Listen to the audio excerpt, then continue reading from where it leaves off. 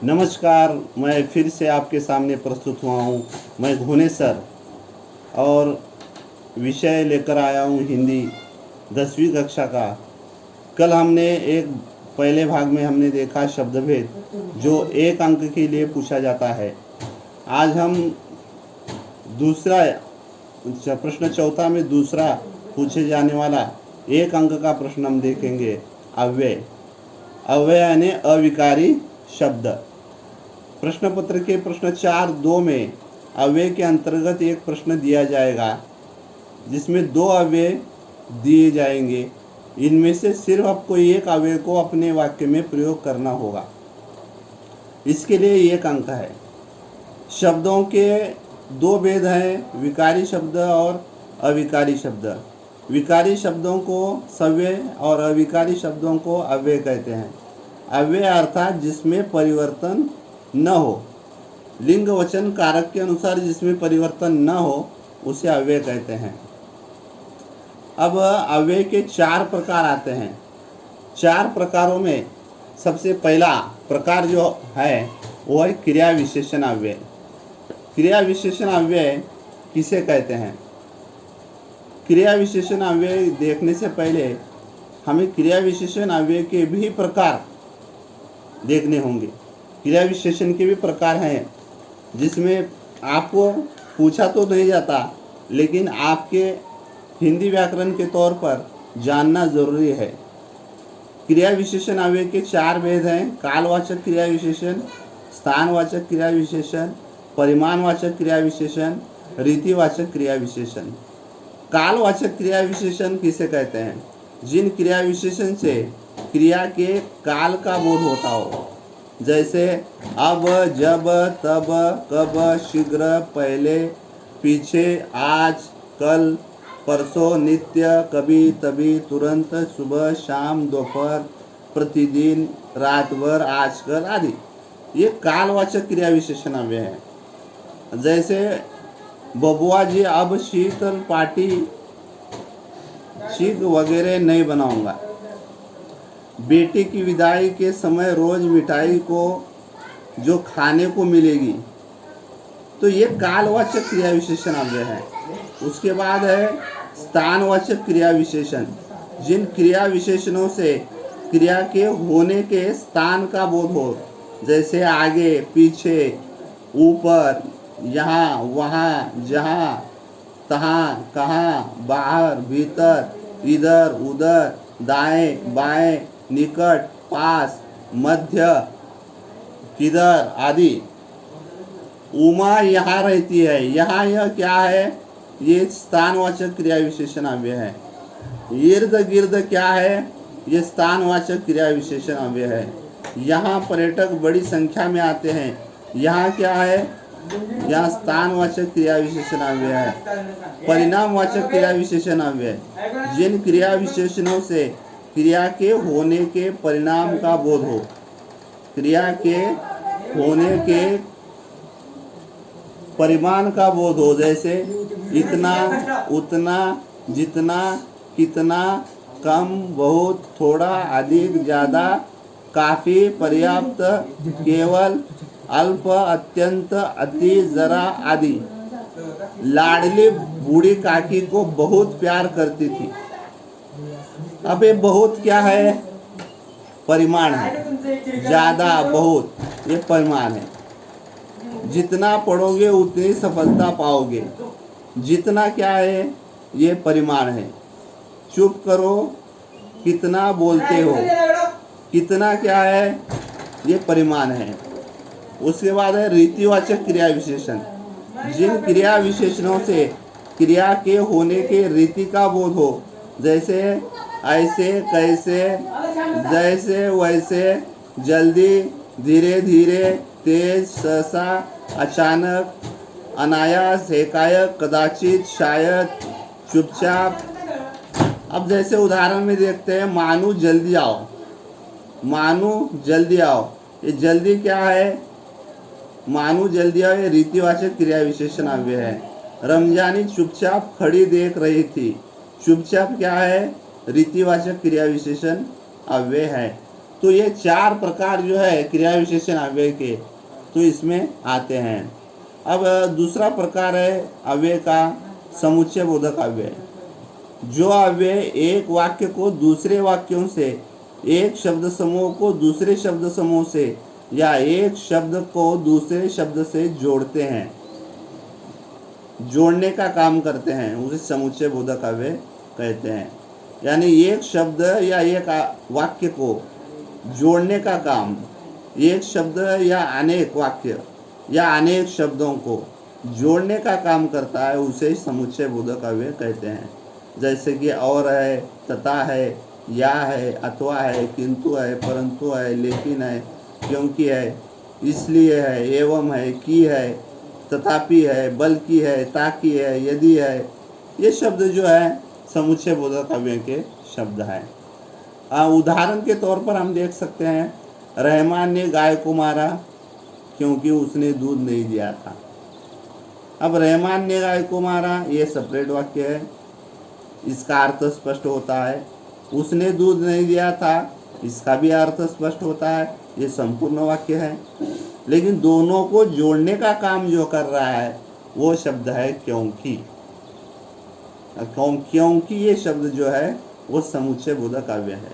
अगर परीक्षा में पूछा जाए तो आपको क्योंकि ये वाक्य में इस तरह से आप प्रयोग कर सकते हैं। मित्र प्रतीक्षा कर रहे थे कि कब मेरी टांग टूटे। अब यहाँ पर मित्र प्रतीक्षा कर रहे थे, इसका भी अर्थ स्पष्ट होता है। कब मेरी टांग टूटे, इसका भी अर्थ स्पष्ट होता है। लेकिन की शब्द जो आया है वो दो वाक्यों को जोड़ने का काम कर रहा है, इसलिए ये समुच्चय बोधक अव्यय है। तीसरा है, लक्ष्मी बड़ी भयभीत और घबराई हुई थी। अब लक्ष्मी बड़ी भयभीत, ये भी अपना अर्थ स्पष्ट करता है। घबराई हुई थी, इसका भी स्वतंत्र अर्थ स्पष्ट होता है। लेकिन और जो शब्द है, ये और शब्द जो है ये दो वाक्यों को, दो शब्दों को या अनेक शब्दों को जोड़ने का काम करते हैं, उसे समुच्चय बोधक अव्यय कहते हैं। अब तीसरा प्रकार आता है संबंध बोधक अव्यय। संबंध बोधक अव्यय किसे कहते हैं? आप, मैं जो कह रहा हूँ लिखते भी जाइए, अगर याद नहीं रहता, क्योंकि यहाँ पर श्यामपट्ट की कमी है फलक कार्य करने के लिए, इसलिए थोड़ा सा दिक्कत आपको हो सकती है। लेकिन जो अव्यय संज्ञा या सर्वनाम के बाद आकर उस संज्ञा या सर्वनाम का संबंध वाक्य के दूसरे शब्दों के साथ जोड़ते हैं, उन्हें संबंध बोधक अव्यय कहते हैं। फिर से एक बार मैं आपको ये व्याख्या सुनाता हूँ, आप लिख सकते हैं। जो अव्यय संज्ञा या सर्वनाम के बाद आकर, संज्ञा या सर्वनाम के बाद आकर उस संज्ञा या सर्वनाम का संबंध वाक्य के दूसरे शब्दों के साथ जोड़ते हैं, उन्हें संबंधवाचक संबंध बोधक अव्यय कहते हैं। जैसे कि देखिए, के आगे, से पीछे, से पहले, के निकट, से दूर, के पास, के अंदर, से बाहर, से हीन, पर्यंत, तक, भर, के सामने। अब इसमें देखने वाली बात यह है, ये संज्ञा या सर्वनाम से पहले आते हैं, ये किसमें हम देख सकते हैं। और दूसरी बात है क, का, की, के, संज्ञा या सर्वनाम से पहले आते हैं। यहाँ पर से भी दिया गया है, लेकिन आज तक जो मेरे 20 वर्ष का अनुभव है उसमें ज़्यादातर क, का, की, के ऐसे ही वाक्य यानी पूछे जाते हैं। तो ये उसका एक समझने के लिए हम एक उपाय देख सकते हैं। उदाहरण के तौर पर, करामत गाय को लेकर गौशाला की ओर चल पड़ा। अब मैंने कहा ना, क, का, की, के आता है, सर्वनाम के आगे या सर्वनाम के पहले क, का, की, के आता है। करामत गाय को लेकर गौशाला की ओर चल पड़ा, की ओर, की ओर ये क्या है? संबंध बोधक अव्यय हैं। अब दूसरा उदाहरण देख सकते हैं, मैं अपने परिवार के साथ इंदौर में गोवा पहुंचा। मैं अपने परिवार के साथ, अब ये के साथ जो है, परिवार के साथ इंदौर से गोवा पहुंचा, के साथ क्या है, ये संबंध दर्शाता है। मैं अपने परिवार इंदौर से गोवा पहुंचा, ये दो वाक्यों के संबंध को दर्शाने वाला शब्द के साथ है। तीसरा हम देख सकते हैं, उमा ने शंकर की ओर देखा। उमा ने शंकर देखा, यानी उमा ने शंकर की ओर देखा। की मैंने कहा ना, इसमें भी की आया है। क, का, की, के ये शब्द आते हैं, उसे संबंध बोधक अव्यय कहते हैं।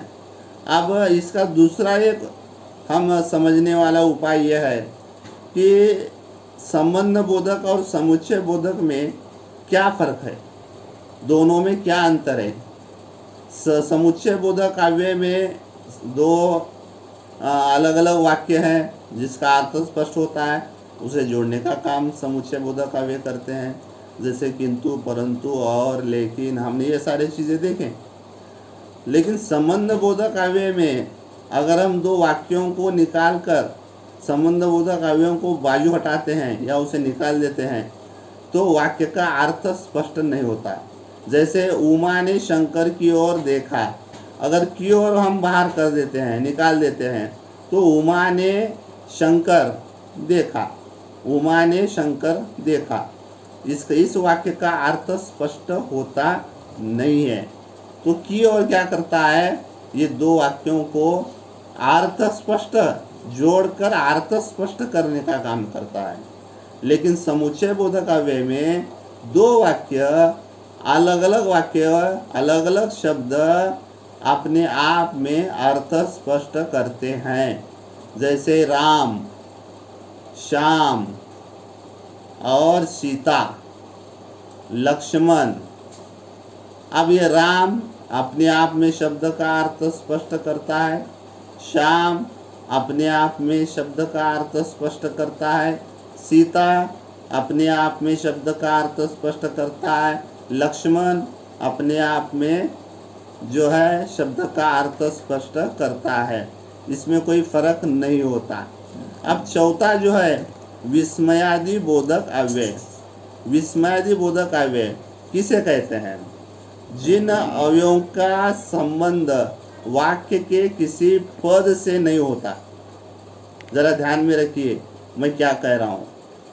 जिन अवयवों का संबंध वाक्य के किसी पद से नहीं होता, बल्कि जो अव्यय केवल वक्ता के आनंद, हर्ष, भय, शोक, तिरस्कार, घृणा आदि भाव सूचित करते हैं, उन्हें विस्मयादि बोधक अव्यय कहते हैं।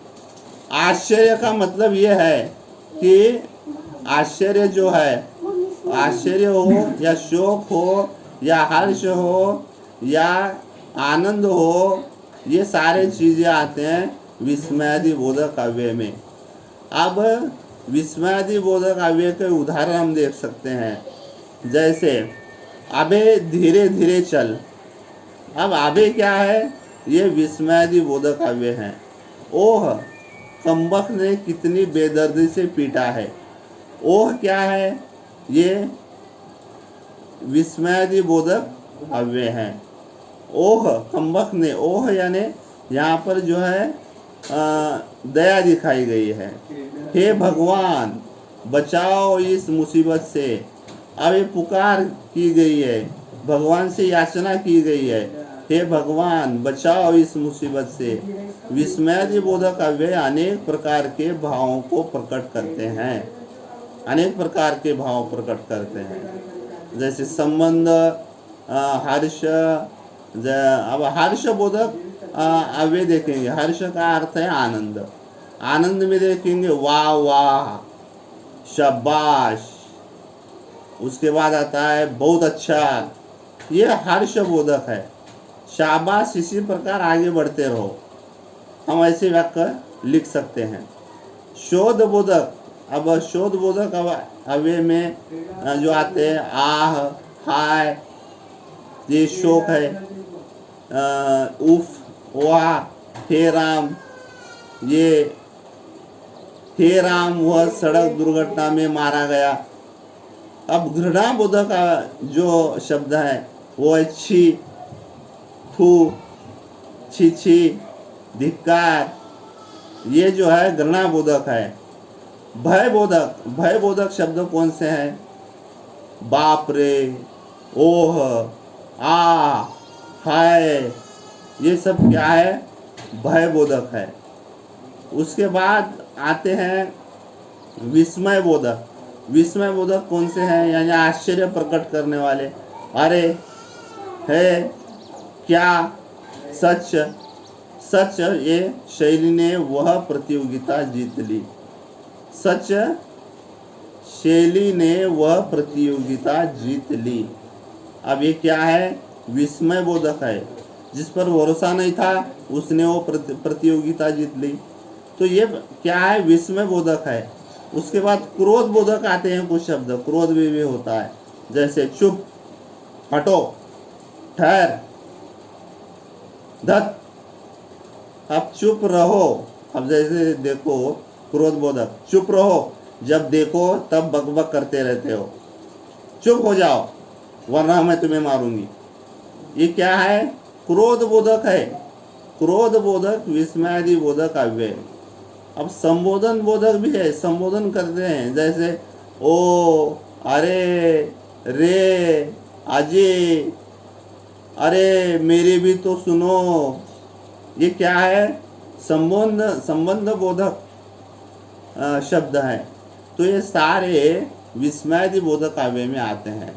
और ये अव्यय आपको प्रश्न 4 10वीं कक्षा के लिए प्रश्न 4 में दूसरे नंबर पर पूछा जाता है। अब यहाँ पर समझने वाली बात जो है जो आती है, उसके बाद आता है प्रश्न क्रमांक 4 3 में जो है संधि के अंतर्गत कृति पूर्ण करने के लिए कहा जाएगा। संधि होती है, इसके अंतर्गत एक शब्द का संधि विच्छेद कर उसका भेद लिखना होगा, अथवा एक संधि विच्छेद की संधि का उसका भेद लिखना होगा। इसके लिए 1 अंक है। संधि का जो है भेद लिखना होगा, या संधि को पहचानना होगा, या संधि को बनाना होगा। अब देखो दयानंद एक शब्द है। अब इसकी संधि क्या हो सकती है? दया अधिक आनंद, दयानंद। या दूसरा धर्मार्थ शब्द है, धर्म अधिक अर्थ, धर्मार्थ। ये एक शब्द आता है। उपरोक्त दोनों उदाहरणों में वर्णों के मेल से कुछ परिवर्तन आया है। यह मेल संधि कहलाता है। संधि का शाब्दिक अर्थ है मेल, या फिर संधि को कहते हैं जोड़ना। जब दो निकटवर्ती ध्वनियाँ आपस में मिलती है उसे संधि कहते हैं। निकटवर्ती ध्वनियाँ जो होती है, जो आपस में मिलती है, उसे संधि कहते हैं। जैसे विद्या अधिक आलय, विद्यालय। शास्त्र अधिक अर्थ, शास्त्रार्थ। संधि 3 प्रकार की होती है: स्वर संधि, व्यंजन संधि, विसर्ग संधि। स्वर संधि में पास पास आने पर 2 स्वरों में होने वाले परिवर्तन को स्वर संधि कहते हैं। जैसे परम आत्मा, परमात्मा, परम आत्मा, परम, अ आ गया, परम, अ, आत्मा आया, तो दोनों भी स्वर है। परम, म के उच्चार में अगर हम संधि देखें, म में अ आता है, और आत्मा में आ आता है, अ और आ, इसलिए क्या है? स्वर संधि। आपको पूछा कैसे जाएगा? परमात्मा ये शब्द दिया जाएगा, फिर आपको संधि भेद करने के लिए कहा जाएगा, और फिर संधि का प्रकार दिया जाएगा। अब ये शाम पढ़कर आप लिख सकते हैं, देख सकते हैं। यहाँ पर सुविधा उतनी नहीं है, इसलिए मैं आपसे कह रहा हूँ कि संधि किस तरह आप बनाएंगे, संधि का विच्छेद आप कैसे बनाएंगे, संधि का प्रकार आप कैसे पहचानेंगे, या संधि का शब्द आप कैसे लिखेंगे। कभी कभी संधि विच्छेद देता है, या संधि भेद पूछा जाता है, या फिर शब्दों को पूछा जाता है। जो भी हो, आपको किस तरह आप पहचान सकते हैं। तो मैंने आपको एक उदाहरण बताया कि भाई संधि भेद जो है, दीर्घ संधि, गुण संधि, वृद्धि संधि, वन संधि, अयादि संधि, ऐसे कुछ संधि के प्रकार आ जाते हैं। तो संधि को हम पहले क्या करेंगे, उसे हम संधि को हम देखेंगे। संधि को देखने के बाद क्या पूछा गया है, इसको हम देखेंगे। और व्यंजन संधि किसे कहते हैं, स्वर संधि किसे कहते हैं, इसके बारे में हमें जानना जरूरी है। अब दिगंबर, दिक अधिक अंबर, दिगंबर। अब व्यंजन क्या है, दिक्। अब जो व्यंजन और स्वर दोनों के मेल से जो बनती है वो व्यंजन संधि है। आप समझेंगे कि भाई एक शब्द में स्वर आ गया, एक में जो है व्यंजन आ गया, तो इसे व्यंजन संधि कहेंगे, क्या स्वर संधि कहेंगे। लेकिन व्यंजन आया है इसलिए इसे व्यंजन संधि कहेंगे। जैसे सदाचार, सदाचार, ये शब्द अधिक आचार। अब आचार जो है आ गया, वो स्वर आ गया। त जो आया ये व्यंजन आ गया, तो ये व्यंजन का उदाहरण हुआ। स्वर और व्यंजन के मेल से जो संधि बनती है उसे व्यंजन संधि कहते हैं। दूसरा है वागीश, वाक अधिक ईश। अब ई जो है स्वर है, अब ई स्वर, और वाक जो है क जो है व्यंजन है। व्यंजन और स्वर के मेल से बना हुआ शब्द है वागीश। तो वागीश ये जो हुआ है व्यंजन संधि। तो व्यंजन, व्यंजन से भी संधि बनती है। जैसे सत अधिक जन, सज्जन, ये क्या है, व्यंजन संधि। सम अधिक चार, संचार, ये क्या है, व्यंजन संधि। वाक अधिक जाल, वाकजाल, ये क्या है, व्यंजन संधि। तत् अधिक लीन, तल्लीन, ये क्या है, व्यंजन संधि। तो ये उदाहरण हुए व्यंजन संधि के। अब इसके बाद जो है विसर्ग संधि है। विसर्ग संधि के जो चिन्ह है आपको पता है, जो दो अनुस्वार आते हैं। विसर्ग संधि जो है, विसर्ग के बाद स्वर या व्यंजन अपने आने पर जो परिवर्तन होता है उसे विसर्ग संधि कहते हैं। समझ गए, विसर्ग के बाद स्वर या व्यंजन आने पर जो परिवर्तन होता है, यानी दो ऐसे अनुस्वार दिए जाते हैं, उसे विसर्ग कहते हैं। और वो जब आता है तो उसे विसर्ग संधि कहते हैं। जैसे तपोबल, ये शब्द है, तपह, तपह, यानी विसर्ग का उच्चार ह में होता है। विसर्ग का उच्चार यानी दो जो अनुस्वार दिए जाते हैं, त के बाद जो दो अनुस्वार दिए जाते हैं उसे विसर्ग चिन्ह कहते हैं, विसर्ग चिन्ह कहते हैं। अगर हम विराम चिन्हों की जानकारी हमने लिए है, विराम चिन्ह भी आने वाले हैं, विराम चिन्हों का भी एक प्रश्न पूछा जाता है। तो विराम चिन्ह में विसर्ग जो विराम चिन्ह है तो किस तरह का है ये आप देख सकते हैं विराम चिन्हों में। तो तपह अधिक बल, तपोबल, तो ये हुआ विसर्ग संधि। उसके बाद आएगा नि अधिक आशा, निराशा। निराशा यह शब्द है, नि अधिक आशा, निराशा। दुर्बल एक शब्द है, दु, दु के बाद आएगा विसर्ग, अधिक बल, दुर्बल, ये शब्द आया। उसके बाद एक मनोहर शब्द आता है, मन अधिक हर, मन, मैंने विसर्ग का उच्चार ह से किया तो उसका उच्चार ह में होता है। ये संस्कृत का शब्द है, ये विसर्ग जो है ये संस्कृत से आया हुआ शब्द है। तो मन अधिक हर, मनोहर, ये है विसर्ग संधि। तो ये भी एक अंक के लिए प्रश्न पत्रिका चौथा तीसरा में पूछा जाता है। ऐसे ही कुछ शब्द आप लेकर इसका सराव या कर सकते हैं। अब इसके बाद आता है प्रश्न 14, 4 में 4।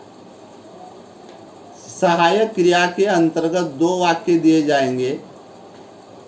इनमें से किसी एक वाक्य में सहायक क्रिया को पहचान कर उसका मूल रूप लिखना होगा। इसके लिए 1 अंक है। ये बड़ी, सबसे मैं तो कहूँगा 14 अंकों के व्याकरण में सबसे क्या कहेंगे उसे, आसान, सबसे आसान अगर कोई प्रश्न है तो वो है सहायक क्रिया। आप आंखें मूंद कर सहायक क्रिया को लिख सकते हैं, इतना आसान सहायक क्रिया है। मूल जो क्रिया है उसकी सहायता करने वाली क्रिया को सहायक क्रिया कहते हैं। मूल क्रिया की सहायता करने वाली क्रिया को सहायक क्रिया कहते हैं। अब कुछ उदाहरण मैं आपको बताऊंगा। खूबसूरत समंदर देखते ही मैं उससे लिपट गया। अब मुख्य क्रिया क्या है? लिपटना। गया क्या है? सहायक क्रिया है। अंत में ज़्यादातर वाक्य में सहायक क्रिया अंत में आती है और अंत का शब्द जो है उसे मूल रूप में बनाना है, मूल धातु बनाना है। अब यहाँ लिपट गया, लिपटने की क्रिया मुख्य क्रिया है। गया जो है ये सहायक क्रिया है। अब गया को हम कैसे लिखेंगे? गया कोष्टक में जाना, तो आपको 1 अंक मिल जाता है। रोज सवेरे घूमा करो। अब रोज सवेरे घूमा करो, घूमने की मुख्य क्रिया है। करो क्या है? ये सहायक क्रिया है। तो इसे लिखेंगे कैसे? करो कोष्टक में करना, ये सहायक क्रिया। इसके लिए 1 अंक। वाक्य के अंत में ये क्रिया आती है। मुख्य क्रिया की सहायता करने वाली क्रिया को सहायक क्रिया कहते हैं। अब टैक्सी सड़क पर तेजी से दौड़ने लगी। दौड़ने की मुख्य क्रिया और लगी सहायक क्रिया। तो लगी को हम कैसे लिखेंगे? लगी कोष्टक में लगना, तो इसके लिए आपको 1 अंक मिल जाता है। इन वाक्यों में अगर हम देखेंगे तो ऐसे लिपट गया, घूमा करो, दौड़ने लगी संयुक्त क्रियाएं हैं, लेकिन इस क्रियाओं में से लिपटना, घूमना तथा दौड़ना मुख्य क्रिया है, जबकि उठना, जाना तथा लगना ये सहायक क्रिया है। जो क्रियाएं कुछ विशेष भाव या अर्थ व्यक्त करने के लिए मुख्य क्रिया की मदद करते हैं, सहायता करते हैं, उन्हें सहायक क्रिया कहते हैं। ये क्रिया के विशेष भाषा को दर्शाता है। बच्चे रेत में खेलने लगे। अब ये एक सहायक क्रिया होती है। बच्चे रेत में खेलने लगे, खेलने की मुख्य क्रिया है। लगे जो है सहायक क्रिया है। तो लगे को हम कैसे लिखेंगे? लगे कोष्टक में लगना, 1 अंक मिल जाता है। अब इसमें अंतिम शब्द कौन सा है? लगे। दूसरा, मुझे 10 दिन अस्पताल में रहना पड़ेगा। रहना मुख्य क्रिया है, पड़ेगा सहायक क्रिया। अंतिम शब्द कौन सा आया? पड़ेगा। तो पढ़ना, पड़ेगा को हम कैसे लिखेंगे? पड़ेगा कोष्टक में पढ़ना, तो आपको ये 1 अंक मिल जाता है। गांव को आप हमारे घर में कुछ न पा सकेंगे। न पा सकेंगे, पाने की मुख्य क्रिया है। सकेंगे सहायक क्रिया अंत में आती है। ये शब्द जो है अंत में आते हैं। सकेंगे लिखेंगे, कोष्टक में सकना लिखेंगे, तो आपको 1 अंक मिल जाता है। काकी मैं कलेवा कर चुका हूँ। अब ये जरा ध्यान दीजिए, काकी, क्योंकि ये वर्तमान काल में आया है। वर्तमान काल के जो वाक्य आएंगे उसमें थोड़ा सा आपको मुश्किलात हो सकती है। काकी मैं कलेवा कर चुका हूँ। चूकना यह मुख्य क्रिया है। हूँ क्या है? ये सहायक क्रिया है। हूँ यानी होना, तो हम हूँ लिखेंगे, कोष्टक में होना लिखेंगे। गोवा का नाम सुनते ही मन प्रसन्न हो गया।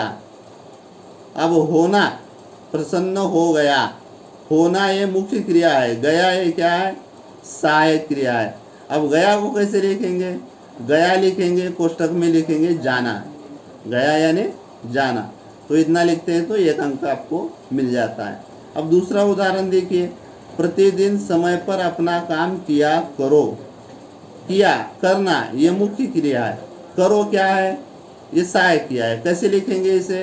करो कोष्ठक में करना। अंतिम शब्द जो आया है, अंतिम शब्द ही सहायक क्रिया होता है। कोई भी आए मैं चुपचाप पड़ा रहूंगा।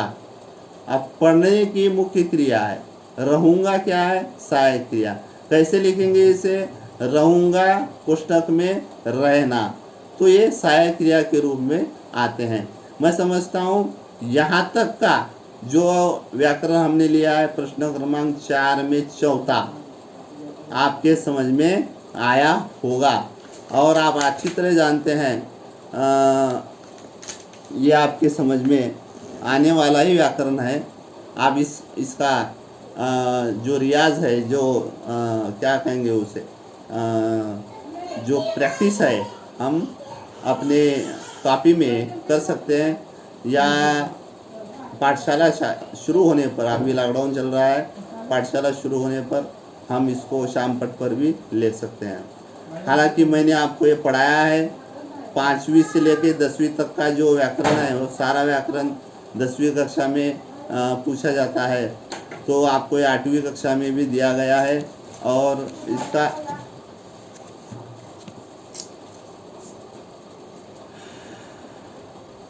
ठीक है, हम प्रेरणात्मक क्रिया जो है, प्रेरणात्मक क्रिया प्रश्न पत्र के 4-5 में प्रेरणात्मक क्रिया के अंतर्गत 2 क्रियाएं दी जाएगी। उनमें से किसी एक क्रिया का प्रथम और द्वितीय प्रेरणात्मक रूप लिखना होगा। इसके लिए 1 अंक है। आपको 2 दिए जाएंगे, उसमें से 1 पूछा जाएगा, 1 प्रेरणात्मक क्रिया पूछा जाएगी। आपको 2 में से 1 लिखना है। लेकिन मैं कहूँगा व्याकरण में जितने भी उदाहरण दिए गए हैं, जितने भी प्रश्न पूछे गए हैं, वो सारे के सारे लिखें, क्योंकि अगर ये गलत हो जाता है तो दूसरा बराबर आता है। इसलिए यहाँ प्रेरणात्मक क्रिया जो है 2 दिए गए हैं, उसमें से 1 आप लिख सकते हैं। निम्नलिखित वाक्यों में मोटे टाइप में दी गई क्रियाएं पढ़िए। अब कौन से हैं? शुभम कविता पढ़ता है, शुभम कविता पढ़ता है। माँ शुभम को कविता पढ़ाती है, माँ शिक्षिका से शुभम को कविता पढ़वाती है। 3 वाक्य मैंने बताए। शुभम कविता पढ़ता है, ये स्वयं काम कर रहा है। माँ शुभम को कविता पढ़ाती है, ये माँ पढ़ाने के काम करे, प्रथम प्रेरणात्मक रूप है। और माँ शिक्षिका से शुभम को कविता पढ़वाती है, ये द्वितीय प्रेरणात्मक रूप है। तो इसका जो है हमें परीक्षा में प्रथम प्रेरणात्मक रूप और द्वितीय प्रेरणात्मक रूप पूछा जाता है। निम्नलिखित वाक्यों में मोटे टाइप में दी गई क्रियाएं पढ़िए। शुभम कविता पढ़ता है, माँ शुभम को कविता पढ़ाती है, माँ शिक्षिका के शुभम को पढ़वाती है। यानी पढ़ना, पढ़ाना, पढ़वाना। प्रथम प्रेरणात्मक रूप पढ़ाना, द्वितीय प्रेरणात्मक रूप पढ़वाना। तो ये जो शब्द हैं, ये शब्द हम प्रथम तथा प्रेरणात्मक रूप बनाने के लिए कहा जाता है। जैसे पहले मूल धातु दिया गया मिलना, तो प्रथम प्रेरणात्मक रूप क्या होगा? मिलाना, मिलवाना। दूसरा लिखना, प्रथम प्रेरणात्मक रूप लिखाना, द्वितीय प्रेरणात्मक लिखवाना। अब मूल धातु झुकना, प्रथम प्रेरणात्मक रूप झुकाना, द्वितीय प्रेरणात्मक रूप झुकवाना। उड़ना, उड़ना, प्रथम प्रेरणात्मक रूप उड़ाना, द्वितीय प्रेरणात्मक रूप उड़वाना। गिरना, प्रथम प्रेरणात्मक रूप गिराना, द्वितीय प्रेरणात्मक रूप गिरवाना। मूल धातु क्या है? बनना, प्रथम प्रेरणात्मक रूप बनाना, द्वितीय प्रेरणात्मक रूप बनवाना। ऐसे ही अनेक उदाहरण हम प्रेरणात्मक क्रिया में ले सकते हैं। तो ये हुआ प्रश्न क्रमांक 4 में पांचवा प्रश्न जो पूछा जाता है 1 अंक के लिए, उसका हमने यहाँ पर लिया है। फिर भी अगर आपको दिक्कत हो तो आप मुझे मेरे नंबर पर फ़ोन कर सकते हैं। मैं आपके व्हाट्सएप पर ये सारी चीज़ें डाल रहा हूँ, या इसका अलग सा वीडियो बनाकर यूट्यूब पर मैं डालूँगा, जिससे अगर आपको कोई दिक्कत होगी तो आप मुझे प्रश्न पूछ सकते हैं। आज के लिए इतना ही काफ़ी है। जय हिंद, जय महाराष्ट्र।